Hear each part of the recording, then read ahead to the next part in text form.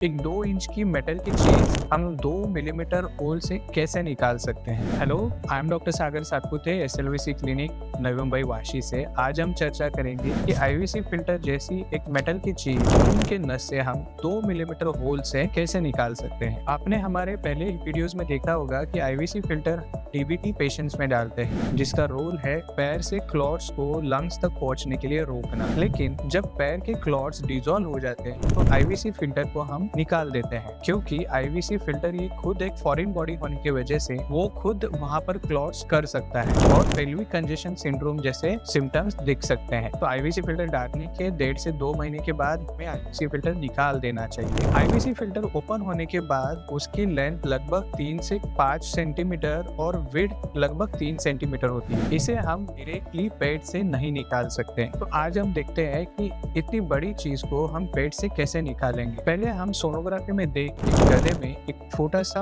Whole करके वहां पर एक छोटी पाइप डाल देते हैं। ये प्रोसीजर सोनोग्राफी में देख के होती है, इसलिए सिंगल प्रिक में हम एक छोटी सी पाइप गले में डालते हैं। गले से पेट तक एक दूसरी पाइप जाती है और हम चेक करते हैं कि फिल्टर के आजू बाजू में कहीं क्लॉट्स कचरा तो जमा नहीं। अगर वहां पर कोई क्लॉट्स नहीं है तो ये बात क्लियर हो जाती है कि अब हम आईवीसी फिल्टर को निकाल सकते हैं। नेक्स्ट स्टेप होती है कि उस होल को थोड़ा सा बड़ा करके हम एक के ऊपर एक ऐसे कोएक्सियल 3 पाइप पेट तक एडवांस करते हैं फिल्टर के पास। अगर आप आईवीसी फिल्टर के किट को देखोगे तो उसमें एक के ऊपर एक चढ़ने वाली 3 पाइप होती है। तीनों पाइप का साइज मिला के लगभग 3 से 4 मिलीमीटर होता है। इस पाइप में सबसे अंदर एक स्नेयर है। स्नेयर ये एक ऐसा लूप है जिससे हम आईवीसी फिल्टर के हुक को पकड़ने वाले हैं। अगर आप आईवीसी फिल्टर को अच्छे से देखोगे तो उसमें नीचे प्रॉन्ग्स होते हैं और ऊपर की तरफ एक हुक होता है। उस हुक को पकड़ के हमें फिर फिल्टर को कोलैप्स करना है। सबसे अंदर वाली पाइप से पहले स्नेयर निकलता है। स्नेयर से हम आईवीसी फिल्टर के हुक को पकड़ लेते हैं। फिर हम उसके एक साइज बड़ी पाइप एडवांस करते हैं और फिर सबसे बड़ी पाइप उसके ऊपर एडवांस करते हैं। और जैसे ही हम लास्ट पाइप एडवांस करते हैं तो आईवीसी फिल्टर कोलैप्स हो जाता है। हम आईवीसी फिल्टर को खींच नहीं सकते, तो इसलिए हम सिर्फ फिल्टर को कोलैप्स करते हैं। अब पूरा फिल्टर यानी कि पूरी 3 से 5 सेंटीमीटर की चीज ये 3 मिलीमीटर के पाइप के अंदर आ जाती है और फिर हम उसको ऊपर पुल करते हैं। इस प्रोसीजर के बाद